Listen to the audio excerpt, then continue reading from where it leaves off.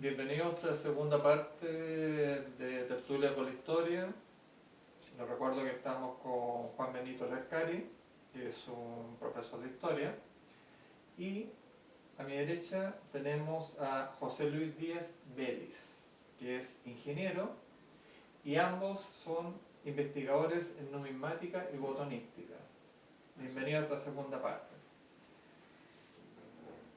El tema de botonería, que es muy fascinante, digamos, y yo diría que poco estudiado aquí en Chile. De hecho, no encontramos todavía libros que traten este tema, no así afuera. En Europa hay estudios bastante serios con respecto a lo que son botones en el siglo XIX, en el siglo XX. En el caso del uso de los botones, en lo que llamamos la Guerra del Pacífico, el ejército chileno usó botones que no eran propiamente reglamentados para el ejército chileno. ¿Qué me pueden hablar de este tema? Al parecer no, porque los presupuestos y todas las compras que se hicieron alcanzó a tener todos los botones de acuerdo a las reglamentaciones. ¿Ya? No es el caso de los aliados de Perú y de Bolivia, que en algún momento dado recurrieron a usar botones derechamente de otros países. Okay. La evidencia arqueológica nos ha mostrado que han aparecido botones de la Garda Imperial de Napoleón III, también botones de la Garda Móviles, el gallito con la pata sobre una bomba, también botones de norteamericanos derechamente de la Marina, producto de la escasez de uniformes, que se trajeron los uniformes y botones completos desde afuera. Y en el caso de, por lo que se ha descubierto en documentos, el batallón Iquique número 1, que era de la Guardia Nacional Peruana, se sabe que usó implementación netamente norteamericana, digamos, en hebillas, botones. Correcto. Hay testimonios, he podido ver en fotografías, hebillas que dicen United States US, las abreviaturas que son propias del correaje de la Guerra de Secesión. También cartucheras, kepí y bastante, incluso he podido observar un botón de oficial confederado que apareció en La Pampa, un botón modelo 1860-61. Que apareció, no sé en el lugar exacto que apareció, pero al investigarlo en internet, en los catálogos americanos, es un botón de oficial confederado, que también debe haber llegado para un peruano que combatió en la campaña de Tarapacá. Ustedes que han revisado bastante en lo que son botones, digamos, ¿qué me pueden hablar de los tamaños? ¿En qué parte del uniforme se usaba cierto tamaño? ¿En cuál se usaba otro? ¿Qué me pueden hablar al respecto, digamos? Sí, según nuestras investigaciones hemos identificado 4 tamaños. El más pequeño se encuentra en el kepí o la gorra. ¿En qué posición? En los costados. En los costados. Sí, para el barbiquejo. Sí, para el barbiquejo. Acá. Son los botones más pequeños. Este medía promedio 1 centímetro, puede ser de 0,7 a 1 centímetro. Después tenemos el de puño, acá en los puños. Este era más grande, era de 1 centímetro a 1,2. Ya, estos anteriores son bien escasos, casi son mucho más escasos que el de pecho. Sí, el siguiente tamaño son los faldones de guerrera. Estos eran utilizados solamente por los oficiales. En la parte de atrás de la chaqueta había un botón entre 1,5 y 1,8, ese era el tamaño. Y el más grande, el más popular, que vendría siendo el de pecho, que acá se ocupaba entre 6 y 8 botones. Que era en la pretina o en la solapa, digamos, si eran dobles, en línea, digamos. Así es. El común que mide entre 2,2 a 2,4. Se supone que todos estos botones, todos tienen la misma insignia, la misma identificación, o hay variaciones entre ellos. Sí, yo diría que en la mayoría de los casos se usa o se intenta hacer el mismo diseño. Yeah. Por ejemplo, en el caso de los escudos, cambia su forma porque el botón pequeño es más curvo, viene siendo más curvo que el de pecho, entonces ahí cambia su impronta. También se usaban acá en la hombrera para La hombrera no se ocupa no. durante la guerra del Pacífico, no. Hay fotografías. Hay fotografías de algunos, pero eso ya es una influencia prusiana. Ya, entonces son posteriores. Quizás la fotografía del oficial que combatió en la guerra del Pacífico, su guerrera es de la guerra civil o un poco después, porque por lo general las palas abotonadas son prusianas y en la impronta francesa del uniforme no las llevan. Hay que tener mucho cuidado en ver cuándo el oficial se tomó la foto de cuándo es. Correcto. Normalmente son después de la guerra. Normalmente después de la guerra, generalmente después de la guerra civil. Ok. Bueno, hemos hablado de diferentes aspectos, digamos, lo que son los botones. ¿Qué otras cosas que ustedes han explorado, que en estos estudios, digamos, obviamente que uno va desmitificando cosas que se dicen por ahí? ¿Qué nos pueden hablar de otros temas relacionados con los botones? Bueno, relacionado con los botones, generalmente lo que primero salta es la cronología de los tipos de botones. Nosotros hemos determinado ciertas técnicas de fabricación que van de acuerdo con las épocas. Al comienzo de la guerra, la mayoría de los cuerpos van a combatir con botones antiguos, botones fabricados antes de 1865, como el caso que hemos visto de las policías, con botones de 1862. Hay otros botones que son complicados también, en el caso hay un botón que trae el número surmontado de estrella, que yo lo tengo identificado como de la guerra contra la Confederación y un poquito después, porque hemos visto un botón de peltre con las iniciales T, L y S, Trelon Langlois Sauer, que es un fabricante anterior que fabricó hasta 1834. O sea, todo esto nos habla de reutilización de elementos antiguos. Claro, el botón en cuestión de peltre con esas iniciales que tiene el número 3 surmontado de estrella, la persona que lo tenía dice que lo encontró en las salitreras y nos habla de un botón reutilizado. Si es que es verdad lo que cuentan, es un botón que al comienzo de la guerra alguien se lo puso a su guerrera, pero es un botón muy antiguo, de fabricación del tiempo de la guerra contra la Confederación. ¿Qué otras cosas se han encontrado? Sí, yo quisiera apuntar a un caso particular. Antes de esto, es tomar en cuenta que el marcaje del botón es muy importante. ¿Ya? Nosotros podemos, por la parte delantera del botón, podemos identificar a la unidad a la cual perteneció, y al reverso podemos apreciar el fabricante. En el caso de un botón particular, estamos hablando de fabricante y ciudad. Así es. Normalmente, así es. Que obviamente derivan país.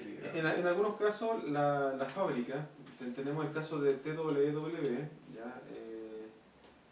Trelon, los primeros botones en 1835 aproximadamente. Estos botones solamente aparecía la seña Trelon. Trelon, y que después se asocia con Langlois Sauer, y sí. ese aparece T, L y S. Así es. Esa es la sigla de los años 30 del siglo XIX. Después aparece TWW, después un TWHM, después un TW Breveté París. ¿Ya? Estas posiblemente son ventas de la misma fábrica, que al pasar de un dueño a otro cambia su forma de estampar su marcaje detrás del botón. ¿Ya?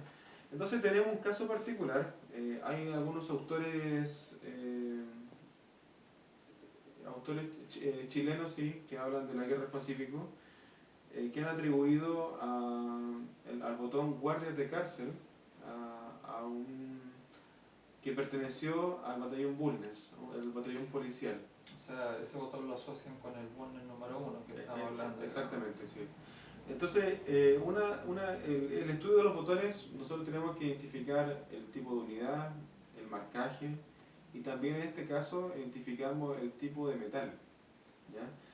Un coleccionista muy cercano a nosotros él pudo adquirir botones en el mismo Francia. En Francia hay que entender de que en la actualidad todavía hay anticuarios que poseen botones que Del siglo XIX. exactamente, que iban a ser enviados a Chile, pero nunca se vendieron o nunca llegaron a su destino que era Chile. Obviamente era para Chile porque el botón dice Chile, ¿ya? Ya. No iba a ser vendido a otro lugar del mundo. Que también podría ser un sobrestock. Ah, sí, un sobrestock que nunca llegó a Chile. ¿Ya? Estos botones se encuentran en Francia. Si uno va de turista y va a la Feria de Antigüedades, va a encontrar probablemente botones de aquella época en perfecto estado. O sea, sin ningún rasguño, sin nada, sin ni siquiera óxido, nada, en perfecto estado. Es como si fuesen sacados hoy día de la fábrica. Ya, este botón en particular, guardias de cárcel, ¿ya? Es un botón que malamente se atribuye al botellón Bulnes, pero debido a que su material es aluminio, el aluminio se empezó a usar en mayor cantidad en 1885. Ahí se elaboró una forma de abaratar los costos de producción. Entonces, desde ahí, de esa fecha, se empezaron a ocupar o masificar la producción de cosas en aluminio. Ya, porque hay que tener para nuestro oyente, digamos, de que el aluminio en el caso de la guerra Pacífico era como algo impensable, digamos, porque no existía la tecnología para que abaratara la fabricación de elementos con ese material, digamos. Exactamente. Si bien es cierto, los guardias de cárcel existían como institución durante la guerra del Pacífico, pero este botón es hermano de este otro, ¿ya? Que es el policía fiscal. Este coleccionista en Francia los escribió en forma conjunta, se encontraba en el mismo stock, ¿ya? Es probable que quedaron en el tiempo juntos estos botones. Y cabe la particularidad que atrás, acá no sé si se aparece bien, pero dice Breveté París, ¿ya? Ese marcaje Breveté París da a entender un punto histórico, ¿ya? De la cual en 1885 TWW París empieza a ocupar este tipo de marcaje. Entonces, también es una señal, aparte del metal, que el marcaje da como señal que no fue utilizado durante la Guerra del Pacífico. Y también tenemos otro punto histórico, como mostramos el policía fiscal. Esta institución se constituye o se funda en 1896. Entonces es probable. Posterior a la guerra civil. Exactamente. Entonces, visto que el aluminio no se ocupa de 1885, se ocupa hacia adelante, y la institución esta se funda en 1896, este botón, el guardia de cárcel, es imposible que haya sido utilizado durante la guerra Pacífica. ¿Ya? Entonces, o sea, basado en esto, digamos, estamos hablando de que recién de 1896 en adelante se podría haber utilizado este tipo de botón. así es. O sea, es imposible en la guerra Pacífica. Es imposible, eso no es correcto. Y bueno, los que conocen de botonística no pueden asociar a Breveté París a la guerra del Pacífico, sino que podría asociarse en algunos casos a la guerra civil. Ustedes para esto se han basado obviamente en la información que se han encontrado sobre los fabricantes, que hay bastante información clara y precisa, digamos, en qué tiempo se fabricó según los marcajes, que son las marcas que vienen en la parte posterior del botón. También estoy viendo que tienen aquí un libro que me parece interesante mostrar. ¿Qué nos pueden hablar un poco relacionado con este libro? ¿Qué es lo que abarca? Este libro es un catálogo de botones, como su nombre lo indica, Le Boton d'Uniforme Français.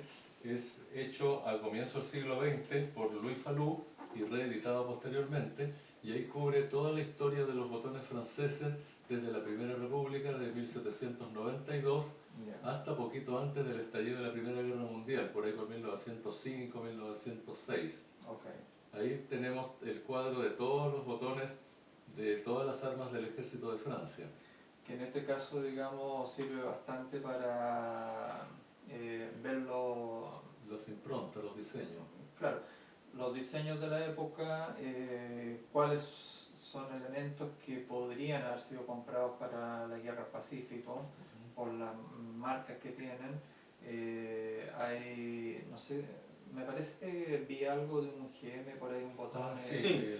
El botón. Sí, acá están, acá los tengo. Tienes ya. Acá los tengo. Sí, por ejemplo, nosotros no estamos seguros. El tema de nuestra investigación es poder acercarnos a la verdad. Nosotros no decimos que somos dueños de la verdad. Nos gusta afirmar algo con una fuente histórica, científica, como lo vimos en el punto anterior del botón de guardia de cárcel. Correcto. Este botón, el GM, ya es un botón que se asocia a la Guardia Municipal de Santiago. Ya. Tiene una alta probabilidad que lo sea, debido a que el botón de su batallón hermano, que vendría siendo la Guardia El batallón Valparaíso, o Guardia Municipal de exactamente, Valparaíso. que eran batallones policiales o municipales. También en la parte superior acá menciona el GM. Correcto. ¿Ya? Entonces, visto que ambos ocupa GM, este también podría haber sido usado por el batallón Bulnes. Y otra prueba de esto que podría ser es que en este libro, que aparecen todos los botones franceses que se utilizaron, no aparece el botón GM. Así que puede ser, por eso digo puede ser, hay una alta probabilidad que haya sido diseñado para haber sido enviado solamente a Chile. ¿Ya? Correcto. Pero también está la posibilidad de que la letra GM no sea para la Guardia Municipal, sino que esté directamente relacionada con Gardé Mobile, que era En Francia. sí. Entonces, ahí estamos en eso. O sea, no podemos afirmar que sea del Bulnes, pero sí también no está totalmente descartado. Claro, incluso nuestros oyentes también tienen que saber que durante la guerra hubieron dos Bulnes. El primer Bulnes, el que comienza en 1879, que es el Bulnes número 1, y termina a mediados del año 81 porque la ciudad de Santiago o la municipalidad de Santiago lo llama a esta unidad y la requiere para sustituir a los bomberos armados que estaban desempeñando esa función mientras no estaba el Bulnes, digamos. Y una vez que llega el Bulnes número 1, envían un sustituto, que es el Bulnes número 2, que abarca toda la campaña La Sierra o de la Breña, que se llama en el Perú, hasta el año 84, me imagino, que es cuando regresan las últimas tropas chilenas al territorio, digamos. Dentro de lo que he visto, ¿hay algo que ustedes todavía están buscando o aclarando? ¿Se puede decir que en el caso chileno tenemos materialidad principal, latón, fierro también, Peltre. Peltre y fierro cincado también. y fierro cincado? Serían como los tres materiales más habituales que se pueden encontrar botones de esa época, digamos, en los diferentes campos de batalla todavía, incluso hasta las posiciones que fueron campamento o movimiento o acumulación de tropas, digamos. Se supone que también en este caso, algo me comentaban ustedes de la captura del primer escuadrón del regimiento Rímac, perdón, el regimiento carabinero de Yungay, dentro del transporte Rímac, cuando se suponía que estaban llegando a Antofagasta y fueron capturados por la Unión, si no me equivoco, con el Huáscar. Sí. Muchos de estos materiales que se encuentran ahí, vestuario, equipamiento, armamento no, porque eso fue botado al mar, tengo entendido, la gran mayoría. Pero quedó, no todo. Debe haber quedado parte de la bodega, digamos. No creo Unos que... cuantos Winchester llegaron a Arica. Ya, perfecto. Fueron encontrados, la leyenda popular dice que en una casa antigua del centro, en los años 70, se encontró 1 o 2 cajas de Winchester que habían sido ocultadas, porque el problema es que al echar al mar para que no caigan en manos del enemigo los materiales, no alcanzaron a lanzar todos los Winchester, pero sí en mayor número las cajas de municiones. Y estos Winchester quedaron acá en Arica sin la munición. Ok, perfecto. Y no había cómo comprar, ya estaba la guerra y también es necesario mencionar que la munición para el Winchester 66 y el Yellow Boy ya había quedado obsoleta en Estados Unidos. Correcto. Existían unos cartuchos más modernos para el Winchester 76. Ya que era el sustituto. Claro, que la caballería como chilena modelo. tuvo Winchester 76 y Spencer. Ya. De los 3 modelos de Spencer parece que tuvo los modelos más antiguos. Ahí no ha llegado tanto mi investigación de apreciar, porque pude observar en una oportunidad una bala de carabina gigantesca, pero que en el culote no tiene marcaje. Y hasta donde he visto en las páginas norteamericanas, Union Metallic Cartridge tiene las letras UMC, la bala de Spencer. Ya. Uno de los 3 modelos que se usó en la guerra de secesión y posteriormente en las guerras contra los Pieles Rojas. Y también el estudio de la balística, digamos, qué tipo de marcaje llevan, es un estudio que todavía está en desarrollo, digamos, claro, bastante amplio, digamos. Muy amplio. Sí. ¿Hay algo que ustedes quisieran decir que en lo que es el estudio de los botones? Porque tengo entendido que ustedes van a producir en un tiempo más un libro relacionado con el tema. ¿Qué nos pueden hablar para la gente que nos está viendo? Sí, es un proyecto, bueno, para que el público sepa, con el profesor Benito nos conocemos hace mucho tiempo, yo tenía 13 años, nos conocimos yo comprando una moneda a un amigo de él, y recuerdo que en ese entonces era un medio dólar, ¿cierto? Compraste un $1 y compraste un real de Carlos III. Sí. 2 monedas, y ahí nos conocimos en la feria. Tú llegaste a comprar las monedas y después con el tiempo te convertiste en mi alumno oficialmente en la universidad. Así es. Tuviste una Yo- pequeña pasada por Yo historia. actualmente soy ingeniero, pero tengo un paso por la carrera de Historia y Geografía. Yo me fue bien en la carrera, pero tomé una decisión personal debido a mi religión.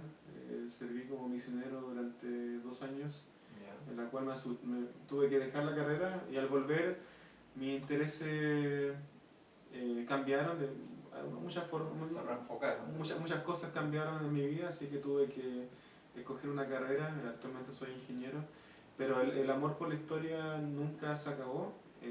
Bueno, con el profesor Benito también nos asocia el amor por las monedas, y también esto de la botonística que ha nacido. Usted mencionó de que hay estudios, hay libros en Europa que muy serios, como este botón en Francia. España también ha hecho grandes estudios, y hemos decidido poder construir un libro en la cual refleje la historia de Chile a través del prisma del botón. Exacto. ¿Ya? Este no es un catálogo, no queremos hacer un libro con fotografía y que hable de peso solamente, o de metal, o del dibujo del botón, sino que queremos ir más allá, sino de hablar la unidad que lo ocupó, los acontecimientos políticos, económicos que sucedieron, y en eso estamos. Queremos Más o menos con respecto al libro, ¿qué porcentaje de avance más o menos calculan ustedes que están? Tendríamos aproximadamente un 30%, porque Sí. ya tenemos imágenes de todos los botones a considerar, Ya. con una breve descripción, y estamos ahora en el proceso de redactar los botones insertos en los contextos históricos. Okay. El libro abarca desde que existe el botón de uniforme militar en Chile, 1726-1792, el botón es liso sin ninguna identificación en la época colonial. Hay una ordenanza militar española que en 1792 aparece ya con identificación de unidad. Ya. Después la guerra de la independencia, la guerra contra la Confederación, las reformas de 1846-52, Bueno, la las guerra del revoluciones de los Pacífico, años 50 y también. terminamos con el periodo de inicio de la prusianización. Ya. Extendemos hasta 1896 con los botones de policía fiscal y guardias de cárcel que hemos mencionado. O sea, termina en el siglo XIX. Claro, entonces solamente abarca del periodo desde 1726 a 1896. Ya, El perfecto. periodo que cubre todos los tipos de botones que ha tenido el ejército, tanto colonial como republicano. Que en el fondo va a ser un tema que va a dar bastantes luces porque mucha gente que tiene botones pero no lo sabe clasificar Exacto. realmente porque no hay algo que avale Sí. esa clasificación. Ahora entramos ahora al tema de escribir ya los capítulos. Hemos ya seleccionado la fotografía, tenemos alrededor de unos 180 botones.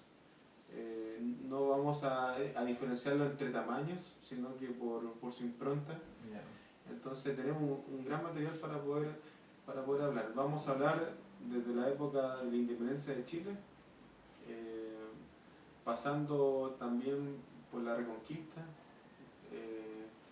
Pacha Vieja, Pacha Así es. Nueva. Y vamos a llegar hasta el punto de 1900.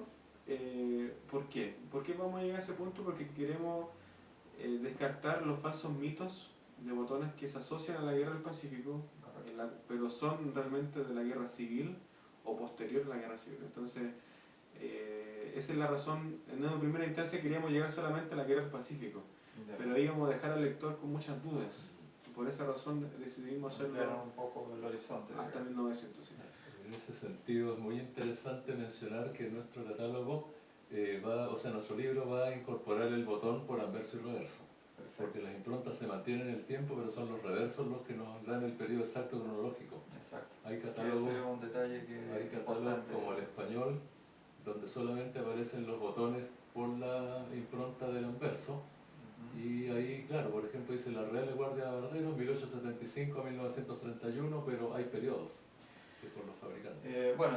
Como ven, digamos, es un tema bastante interesante. Yo creo que tenemos aquí a dos expertos, digamos, de Chile que nos tienen bastante que entregar y bienvenidos a su libro. Ojalá que salga lo antes posible. Le damos los mejores parabienes para su hechura, digamos, que salga en algún momento. Y damos gracias a nuestros seguidores en Tertulia con la Historia y agradecemos a nuestros dos invitados.